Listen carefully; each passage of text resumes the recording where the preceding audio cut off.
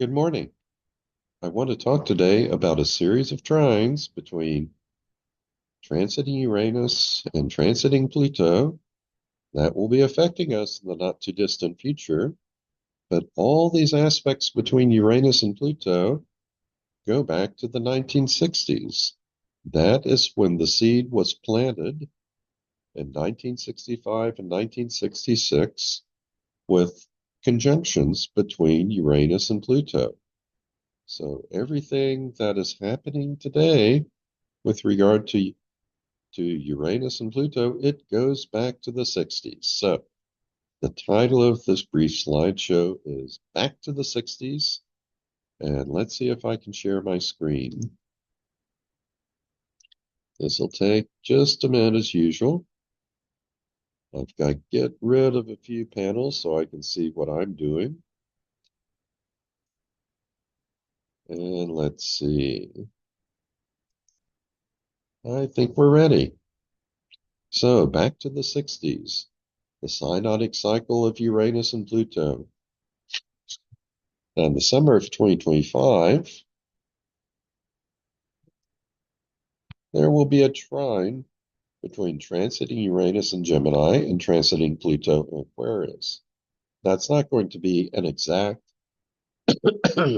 trine this summer, but it will be close enough. They will be within a tight orb. But to understand what will be going on with this aspect, we need to go back in time, back to the 1960s when Uranus and Pluto were last in conjunction. And October 8, 1965, there was a conjunction of Uranus and Pluto in the sign of Virgo.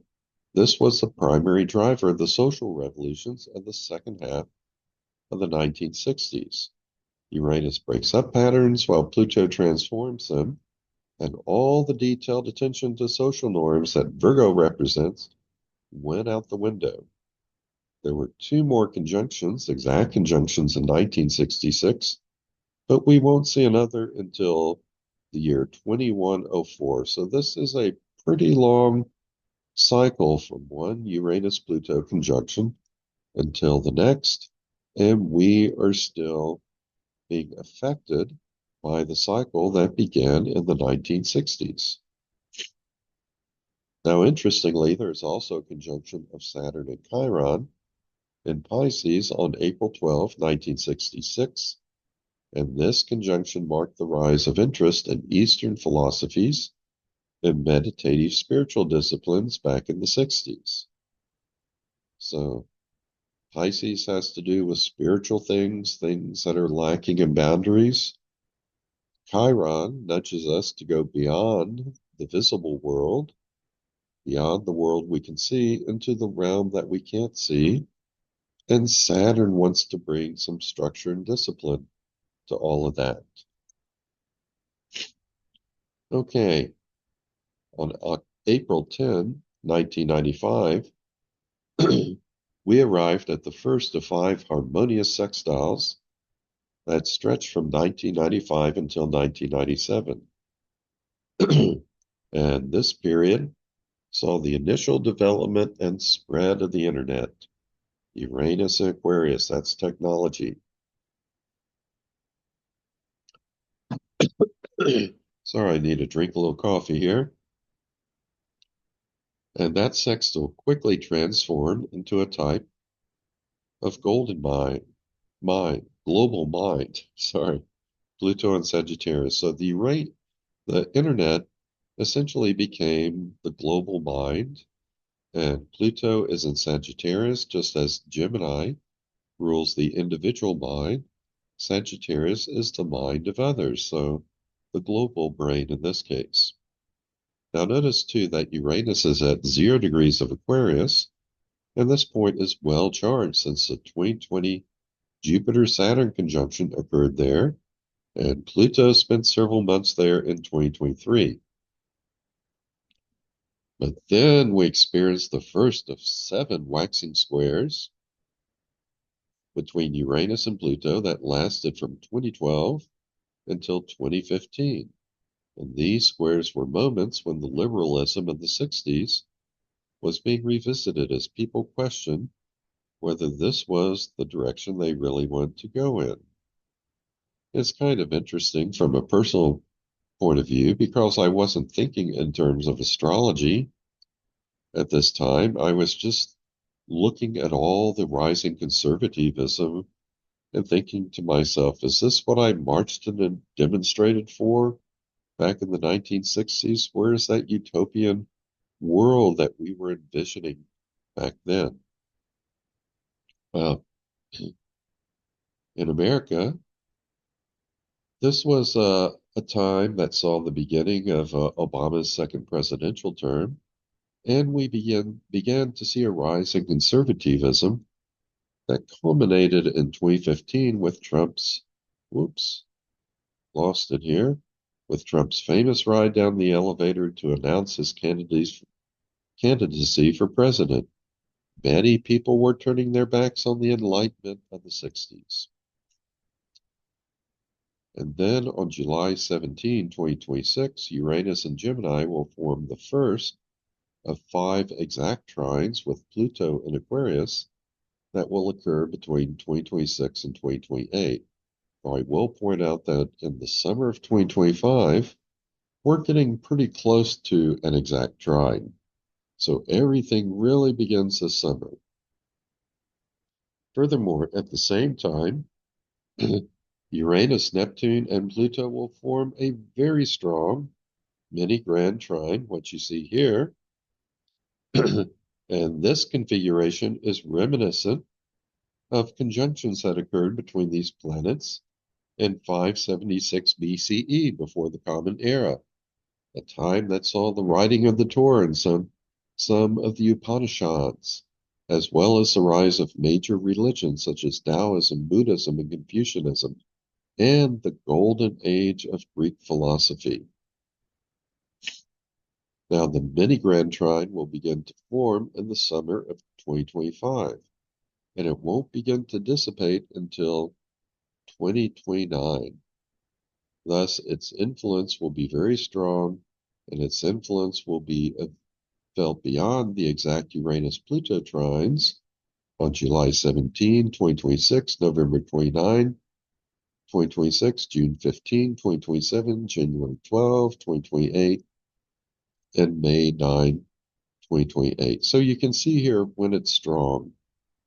These bars represent periods when the aspects on the left are within 1 degree orb. So we're going to have this mini grand trine pretty strong in August and September of 2025, and July of 2026, June of 2027, May of 2028, and then we get into 2029 and it dissipates. So this is going to be something that affects us for quite a while, and it begins in summer of 2025. Okay, let me get a quick sip of coffee here. Now, in the summer of 2025, not only will the Uranus, Neptune, Pluto mini grand trine be gaining strength, but at the same time, Saturn and Neptune will be within 1 degree of exact conjunction with one another in Aries. This conjunction will become exact on February 20th of 2026. So we don't get the exact conjunction in summer of 2025, but those planets, they will both move into Aries, and they're going to stay within 1 degree orb of one another pretty much for 3 months, June through August. And then the conjunction becomes exact at 0+ degrees of Aries on February 20th in 2026. And we're within 1 degree orb of exactness for pretty much that entire month. Again, to reiterate, the near conjunction of Saturn and Neptune, and at the same time, a very strong Uranus-Neptune-Pluto mini-grand trine, that is going to be happening in the summer of 2025. And that is going to be when everything begins to change. Okay, and you can see on this date, August 7th of 2025, both of those things are pretty strong. We got a strong conjunction between Saturn and Neptune and Aries, and a strong mini-grand trine here. And because Saturn and Neptune are about halfway between Uranus and Pluto, this is going to be the focal point for it all. And we can speculate a little bit on what to expect with Pluto and Aquarius. We expect technology to grow by leaps and bounds. We can also see lots of protests and revolutions around the world as power gets transferred from individuals to people. And in fact, for maybe the greater part of the next decade, or 2025 through 2033, every year Pluto will spend some time out of bounds. That means that its celestial latitude, in this case, is going to go further south than the sun goes as it drifts from the north to the south in its annual orbit. When a planet is out of bounds, when it goes further north or south than the sun usually does in declination, then we say, it's out of bounds. It tends to act more independently. In this case, the periods of Pluto going out of bounds in the southerly direction, that is going to foment more rebellion, more revolutions, more power to the people. Of course, Uranus and Gemini, we expect a lot of creative, clever, and inventive thought to occur. Also, possibly revolutionary talk in places. So both invention, technology, revolution, they are going to be on steroids over the next 4 years. We can see revolutions like the recent one that overthrew the government in Syria that had been going on for several years but recently succeeded. We can see revolution in the form of strikes and protests at various businesses. But all of this energy, it gets channeled through this summer through the Saturn-Neptune conjunction in Aries, and afterwards through Neptune in Aries, which is going to be trying to turn these dreams into reality, to take actions that make everything a reality. So whatever is going to happen, the summer of 25 is when everything begins to change. Now, the Saturn-Neptune conjunction will be exact on February 20, 2026, and while the Uranus-Neptune-Pluto mini-grand trine won't be strong at this point, Saturn and Neptune will be very close to the exact midpoint between Uranus and Pluto, and you can see down here that they're within just 11 minutes of arc from an exact conjunction with that midpoint. Thus, from summer of 2025 through February of 2026, the focal point will be to turn the higher visions, Neptune, of transformation, Pluto, and creativity, Uranus, into concrete reality, Saturn, through appropriate actions, Aries. Additionally, what we will be going through is more than just the start of another Saturn-Neptune cycle. We're probably going to see the beginning of an approximately 6,000-year cycle of Saturn and Neptune being conjunct at the very beginning of the zodiac. And the last time I believe something like this happened was in 4,361 BCE. And that conjunction at the start of the zodiac signaled the start of historical civilization. Within 100 years or so of this conjunction, people began to develop various forms of writing. And with that, we could record our history. And this conjunction was followed by a great leap forward in civilization. So what does all this mean? Well, in many respects, I have no idea, and your guess is as good as mine. But in other respects, my guess may be better because whatever happens will likely conform to the meanings of the planets and the signs involved. So let's start breaking it down. Saturn creates structures while Neptune dissolves structures. And whenever they come into conjunction, we tend to see old structures dissolve and new social movements emerge. These new movements and beliefs can be either good or bad. Because the conjunction occurs in Aries, the emphasis is on action, independence, and individuality. And at best, the dreams that Neptune and Saturn had while in Pisces will now be turned into concrete reality through action. But at worst, we will only see actions of war. We may also see a return of the liberalism of the 1960s. Either way, though, tremendous change is coming, and the summer of 2025 is when all begins. Now, the Uranus-Neptune-Pluto mini-grand trine indicates a harmonious coordination between those drives that lead to higher and more transcendent thought. Since Pluto is in Aquarius, new and transformative technology will likely be involved. And since Uranus will be in Gemini, new creative inventions are expected. Pluto and Uranus will feed each other in these endeavors, and Neptune and Aries will work to turn these transformative visions into reality. Okay, let me get another sip of coffee real quick.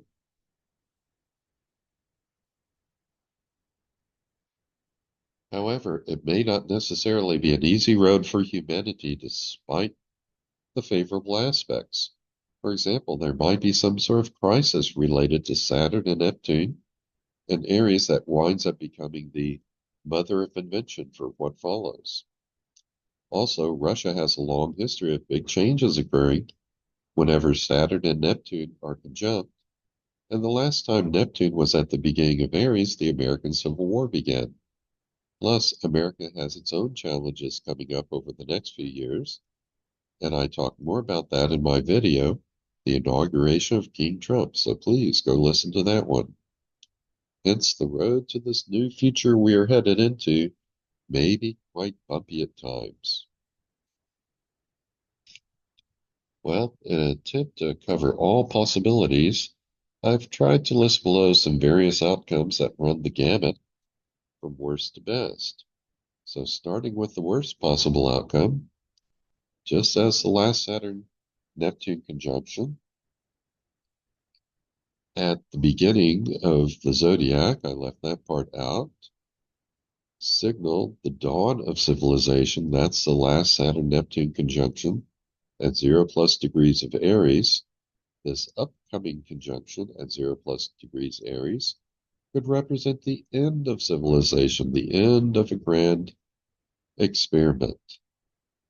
That is possible, but at the same time, with the harmony of this Uranus, Neptune, Pluto mini grand trine,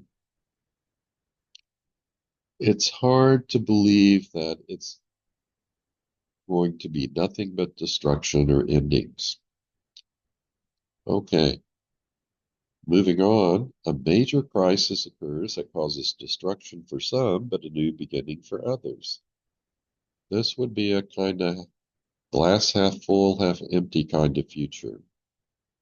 Possibly we reach such a tipping point in climate change that very rapidly there's a lot of mass extinction of human beings and others, but the remnant that survives is responsible for maybe a new and better beginning for humanity.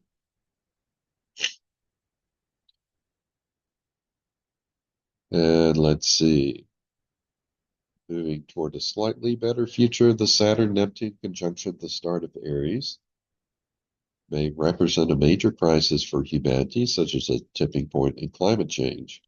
However, this time, instead of losing half the glass becoming half empty, the creative forces of humankind may rise to the occasion and find solutions for our problems. And who knows, maybe even space aliens will help us. I'm not betting the farm on that. Could happen, but that seems like a pretty distant possibility. But if it happens, it would be in line with the planetary configuration. Okay, an even better future. Without a major disruptive crisis, we nonetheless rapidly develop new technologies and inventions that change the structure of society and the world. And that would be very nice. And I should point out that even though everything begins to change this summer, there may or may not be a single event that signals that change. And to give an example, if we go back to the Renaissance, it was a few hundred years before people realized that a new era had begun, and that began a couple of hundred years ago. So sometimes major periods in history, like the Renaissance, people don't recognize it's happening until they get well into it. And that could be what happens here. We could move into this new era, but there may not be one dramatic event that signals that change. Instead, it may only be in retrospect from some time into the future that we're able to realize and understand this was the moment that everything began to change. And lastly, since the seed for what will happen was planted back in the 60s, we may enter a world of new technology that helps us realize many of the better dreams of that period. So there you go. I don't know exactly what will happen, but I do know that we are living a time of tremendous and rapid change. Now, the bottoming of the Barbo Planetary Cycle Index, which is just a cumulative sum of the distances between outer planets, along with an ominous lunar eclipse that was conjunct Saturn and Pluto at the start of 2020, that allowed Andre Barbeau to predict the likelihood of a major pandemic 10 years before it happened. And this cycle index reached its absolute low for the century just a few weeks after Putin invaded Ukraine. So let's take a quick look at this. The Barbeau Planetary Cycle Index, as I said, it's the cumulative sum of the distances between outer planets. And when this sum is low, the outer planets are all bunched together, and that creates an imbalance.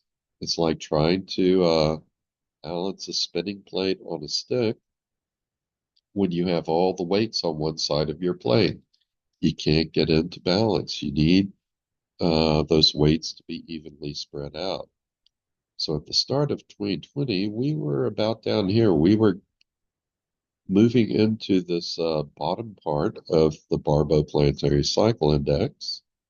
That plus this ominous eclipse uh, signaled the start of this global pandemic. And my wife and I had actually just arrived in London. And 2 days later, when Saturn and Pluto were exactly conjunct, we both got COVID, which wasn't on the radar of the medical profession at the start of 2020. It wasn't until March that everything exploded. And doctors and everyone else realized that the virus had spread well beyond China.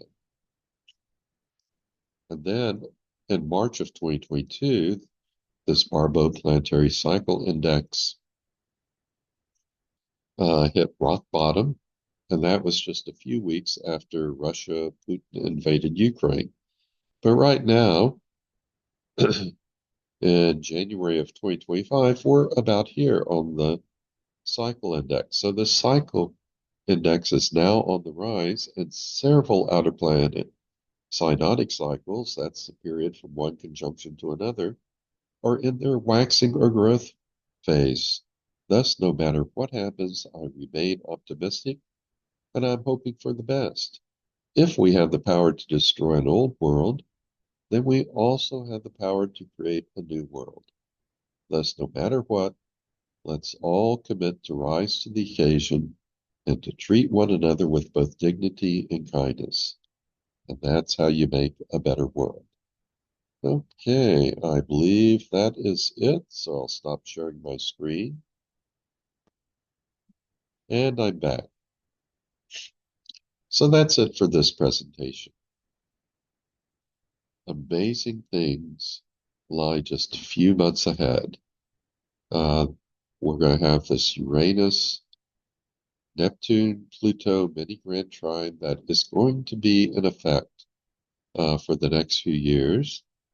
And that represents a very harmonious, coordinated expression of the things represented by these planets and the signs that these planets are in.